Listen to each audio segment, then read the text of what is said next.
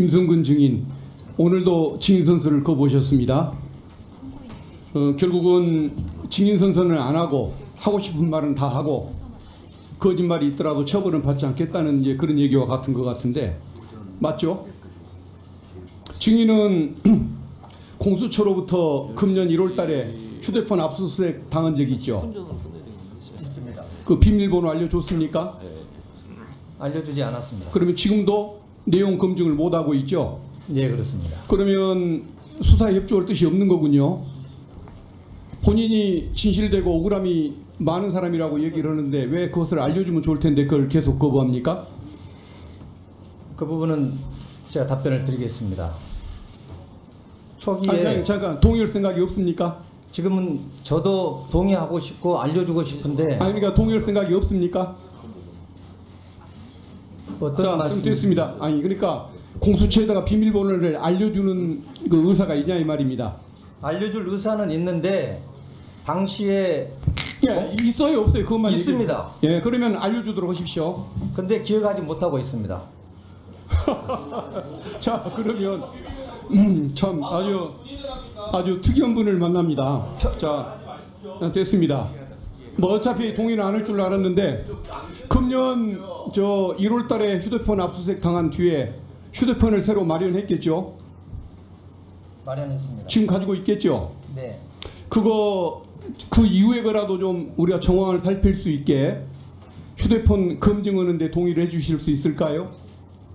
본인이 동의만 하면은 소수의 의원과 전문위원이 참여한 상태에서 내용을 한번 검색을 해볼 수가 있고 본인의 사생활을 침해하지 않는 범위 내에서 이 사건과 관련된 분들과의 통화 내역, 전화번호, 저장 내역으로 확인할 수 있을 것 같은데 동의해 주시겠습니까? 동의할 수 있습니다. 그래요. 그러면은 그 휴대폰 한번 좀 제출을 좀 해주시죠 지금. 예. 그리고 본인의 EPR에 조금 있다가 확인하는 절차를 한번 취하려고 하는데 나중에 의결을 그 위원장님 통해서 받고 조치를 취하도록 하겠습니다.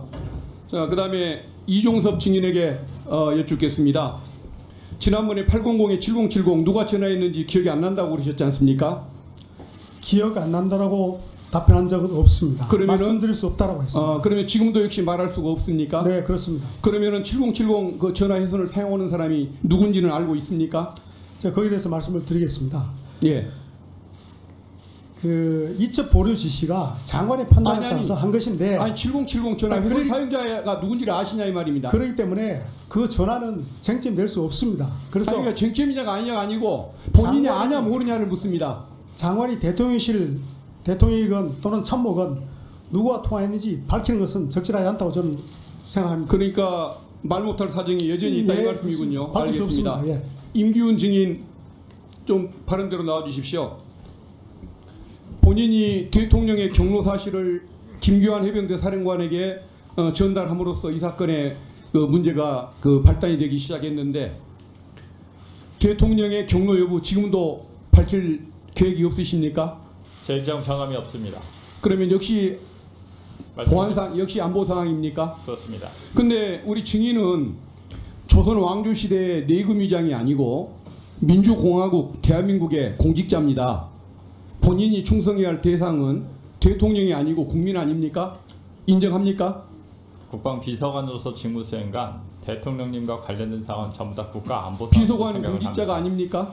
공직자 맞습니다. 근데도 못 공직자로서 밝힌다 이 직무 말씀이죠. 수행간 맞습니다. 국가안보 결국은- 사항을 생각을 합니다. 그 군의 명예가 실추되든 말든 그 논리상 말이 안 되는 사유로 이렇게 거부하는 것이 군의 명예가 실추되는 일에 해당하더라도 나설 수가 없다 이 말씀이죠. 이것이 군의 명예가 실추된다고 본인은 생각하지 네, 않습니다. 됐습니다. 예, 들어가십시오. 우리 김규현 지금 현재는 참고인인데 좀 나와주십시오. 화면 좀 띄워주시겠습니까?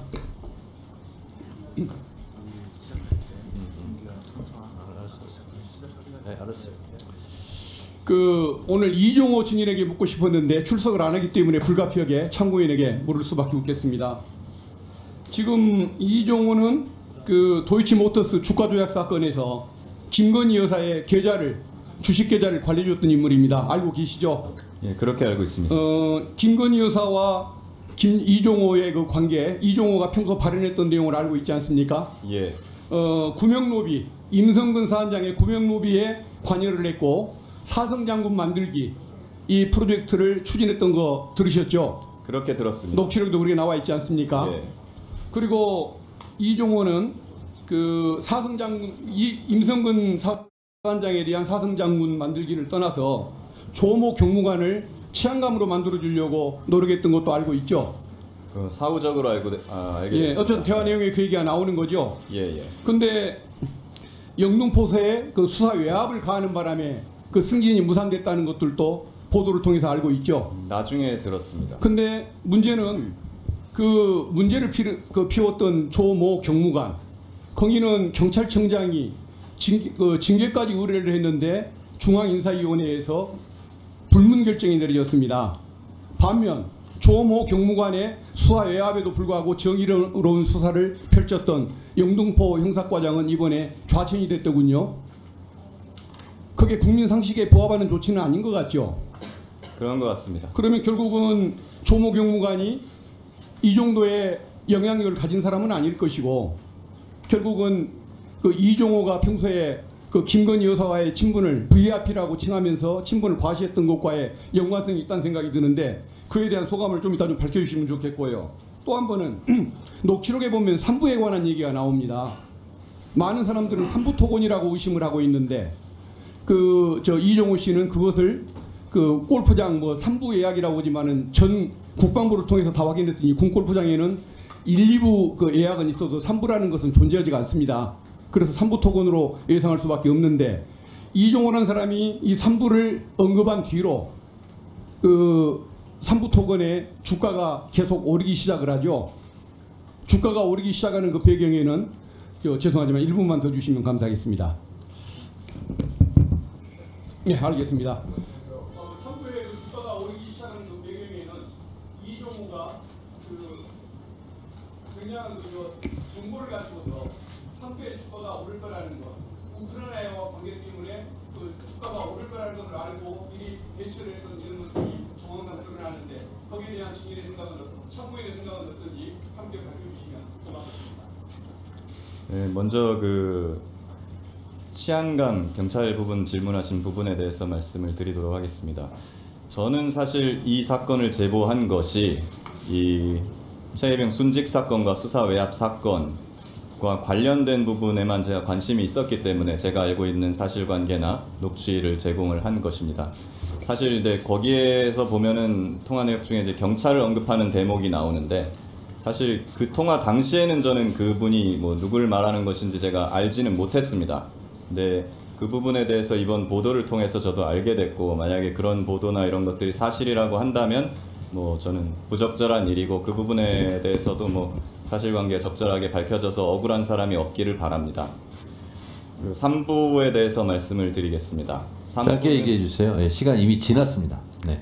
예, 그 부분은 이제 이종호 전 대표와 그 단톡방에 있던 분들이 평소에 사업 얘기를 많이 했는데 3부 토건과 관련된 사업 이야기를 많이 했었습니다. 저는 그래서 그 단톡방에서 3부와 관련된 것이 그런 사업 얘기인 줄 알고 있었고, 주가 조작에 관련된 부분은 이번 보도를 통해서 추가적으로 알게 되었습니다. 그래서 뭐 그 부분은 제가 직접적으로 아는 사항은 아닙니다만, 예, 그 부분에 대해서도 뭐 진상이 밝혀지기를 바랍니다. 네, 알겠습니다.